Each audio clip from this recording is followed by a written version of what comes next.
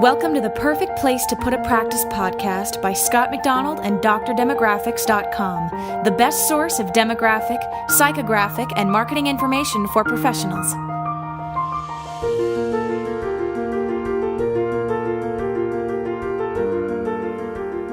Hello, this is Scott McDonald of Dr. Demographics, and welcome to the Perfect Place to Put a Practice podcast. Now, when we're considering locations for practice, which is in fact what we do at Dr. Demographics, obviously we want to consider growth, competition, demographic character, accessibility, and every other aspect of the practice and the office that we possibly can. There are little artifacts about the office that might be worth recalling, especially as you're evaluating between office sites. Now, these issues can include signage and life traffic, and even who your neighbors are. A little while ago in another podcast, I spoke about the needs to trim bushes and trees to enhance the look of the office, and therefore present a more professional and appealing image.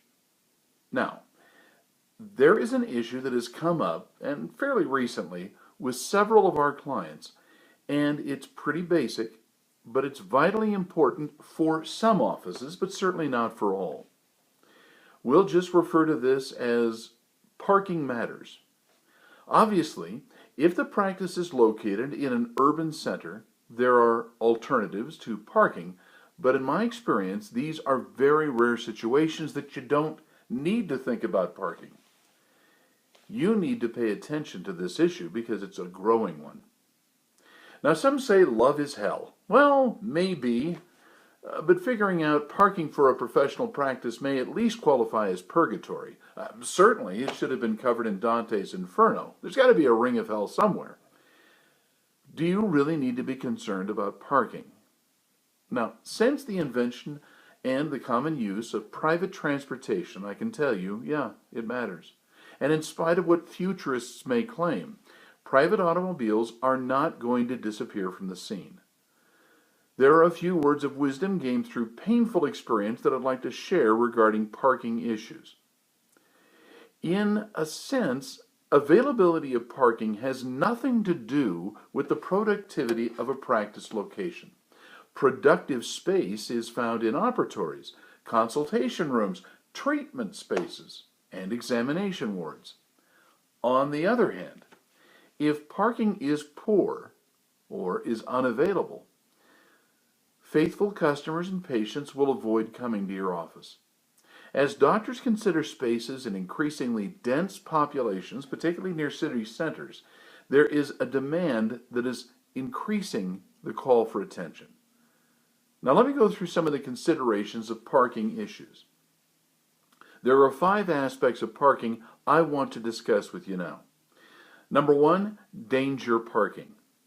Number 2, sufficiency or sufficient parking. Expensive parking, shared parking, and last, distant parking. So let's start off with danger parking. While the office may feel safe, if a patient or customer feels unsafe about leaving their car to get into your office, well, they will avoid doing business with you. Danger may be defined as a location that will make them feel physically or even emotionally threatened.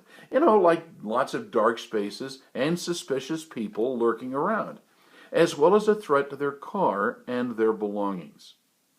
Now, sure, some people have more faith in their fellow man that nothing untoward will occur. But then again, all of us worry about our stuff and our persons. After all, you have to ask yourself the question, why should they take risks when it comes to their safety when there are alternative locations that might be better? There is no statistic that will tell a practice owner that one site is dangerous while another is safe. It's actually in the eye of the beholder and not in the eye of county crime statistics. The ultimate test comes in asking the practice owner, would you feel safe in parking your car and walking to the office? If there is even a tiny bit of doubt, you should know that the threat is real. Now, a quick word to specialists. Patients often travel to their general dentist relatively often. They have not been to your office or have been there only rarely. Now, we're finding that when patients believe that a specialist parking area is not really safe because they lack loyalty to the specialist, they will often blow off their appointment and blame it on something else. And this has increased the trend of specialists locating their offices to professional spaces with visible security or into retail locations. Now, sufficient parking. Not all offices will need the same number of spaces. If you have to keep in mind, it's a sliding scale to determining how many spaces you're actually going to need. Let me give you my rule of thumb for professional practices. It's a basic and pretty simple. Just remember that you need one space somewhere for every provider and staff person in the office. But these spaces don't have to be contiguous to the office. They just have to be safe and accessible. Now, patients want parking close to the office. For every patient per professional visiting the office in a suburban setting, I recommend roughly 0.75 parking spaces at minimum, meaning a space for every provider working, not for them to park. And when you add a professional or a provider, you need to add another 0.75 parking spaces because some will not need a full-time space, but the demand on the parking near an office will necessarily increase with more doctors. In rural locations, I recommend an even one-to-one parking space per professional because they often have no alternative and actually have to travel further to the office. In an urban setting, I recommend 0.5 parking spaces with every patient or customer per professional. The reason is that some patients will use public transportation or share a ride to the site, but the demand for parking in an urban area is not going to go away. If you can see a mitigating factor as to why perhaps these numbers should change, just keep in mind these are only rules of thumb. Don't let the numbers stop you from changing. Now, once again, this is a sliding scale. Some places may need more and some less parking. As for expensive parking, the most expensive parking is going to be found in highly dense urban locations. Assuming that all patients will be able to find parking on the street, well, frankly, it's just naive. In some cities, street parking where meters allow sufficient time for treatments are becoming rare. When an office is found in this situation, smaller units of time must be considered that the practice will cover the costs of parking in a parking facility. In other words, cities are making it so you have to use parking facilities. Thus, when you're picking up the tab for parking spaces, you may limit how much time you are actually paying for to as little as 30 minutes, and the rest is the responsibility of the patient. This does not make anyone happy, and the person to be blamed is often the doctor. It's unfair, but it's true. It is not unreasonable to consider the amount that a patient is paying for a procedure and tying that to the amount of the parking fee that you're covering. You might want to provide a code for your staff for parking validations such as an A, B, C, and D visit. Granted, I don't like doing this or even recommending it when alternatives are found. Still, the cost of validating cars is getting ridiculously expensive in many locations. And yes, the city council probably doesn't care. You see, this is why some offices are in extreme cases are publishing public transportation routes and volunteering to pay for the costs of bus or trains to that more remote or convenient location. You see, for a while in the old days, shuttles were considered, but the cost of insurance and the general liability have made this just too expensive for most offices.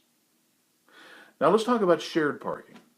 To evaluate a site where the practice amounts to an adequate parking plan, let me offer 6 questions that will be useful in evaluating street parking as well as facility parking.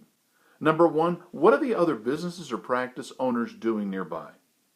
There is an expectation that what is adequate parking that is based upon the norms within the area will influence patients. 2, what is the relationship between mass transit and its effects upon parking needs? In urban areas where people are accustomed to travel via bus or rail, including light rail, parking needs will be mitigated, but never forget they're not entirely eliminated. However, in some locations, people may not consider mass transit at all. There's a difference between New York City and, say, a town like Denver and the rest of the United States. 3, what is the relationship between climate, weather, and parking? Covered parking is absolutely necessary with extreme or excessive temperatures. In Arizona, people will walk really quite far to their cars if there is shade. But in Minnesota, they will not even consider walking even a short distance for fear of imminent death via frostbite. Now, in most of Florida, not so much an issue. But you see, the point is, patients will interpret adequate parking based upon their situation, so a blanket rule won't really hold up in every case, and that's why I'm trying to help you understand the cases. Number 4, what is the length of parking time? If the practices or neighboring businesses have a 15-minute average parking time, far less parking space is necessary because it may represent an opportunity to open or have open or vacant spaces near the office. On the other hand, some practices require a 3-hour stay in the office at least, and if that's true of neighboring businesses, it will have to figure into your parking calculations. Thus, the type of driver, in other words, the parking space occupant, will be important to evaluate the parking need as well as the length of the procedures done in your practice. You want to do extractions? Plan on a lot longer stay. Now, we're seeing some orthodontic practices put a special premium on pickup and drop-off systems because the patients, often non-drivers themselves, are often in routine treatment for as little as 15 to 30 minutes. Unfortunately, this is impractical for many other types of practices given the length of the procedures. 5. A companion to the above question is what time of day or day of the week will parking be in most demand? Shared parking lots are the norm in some locations in urban areas, but if there is another business that does big training sessions or has peak demand at the same time as your practice is serving patients, you will have a problem unless you recognize what their time needs are for their spaces. Now, this is an issue to be resolved before you sign a lease. Good research, trust me, it's important to know. And 6, what are patients willing to pay for parking? Now, it may sound like we're talking only about how much money they'll pay, but there's also a limit on how much time people are willing to pay to drive around a parking lot for a space. If the answer is little or nothing, you may have a problem and you got to get it resolved early on. Also, there are situations when the patient base is simply, not going to walk from available parking spaces to your office. And for this reason, regardless of anything else, in some locations, favorable parking may in fact be your greatest competitive advantage or disadvantage. There are many areas where commuters will already have available parking and consider staying in a space all day.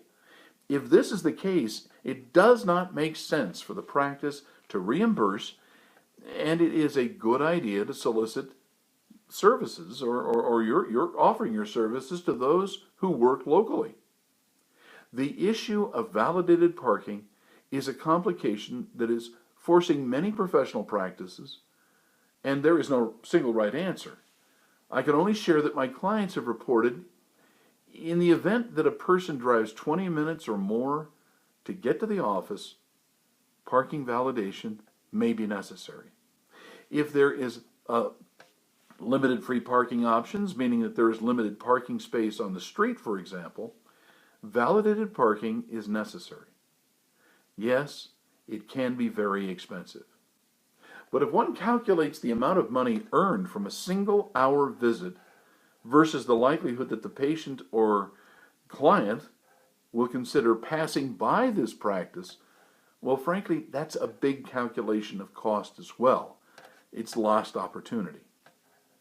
It must be determined whether validated parking is worth the expense. Now, as an aside, we're seeing the issue of parking making urban practices significantly less profitable in some cases than in the recent past. This is unfortunate, and the cost of lease space is increasing in many metropolitan areas. In short, you've got to figure this out and stick to a parking plan that's profitable. Parking tickets, traffic congestion, and overall difficulty of accessibility can become so big an issue that busy practices are having to consider moving to other locations at the end of their leases. Landlord inflexibility when lease space availability is being reduced is beginning to have a profound effect upon professional practice placement in some metropolitan areas much more than in others. In other words, as your friendly neighborhood demographer, this is becoming really an important topic of office viability in densely populated areas. I wish it weren't so. Now, just one last note or two. Parking is an issue for corporate practices as well as private offices. It is often worse for the corporate practices because this type of practice model attempts to appeal to a cost-conscious patient base. People don't want to pay anything. They're also trying to accommodate more patients in a schedule, and this makes things difficult with more people seeking parking. Also, dentistry remains one of the shrinking number of businesses and practices where physical presence of the patient and the doctor together in the same room is absolutely necessary. This means that parking will likely remain an important issue for this profession for the foreseeable future. I'm Scott McDonald. Thanks for listening.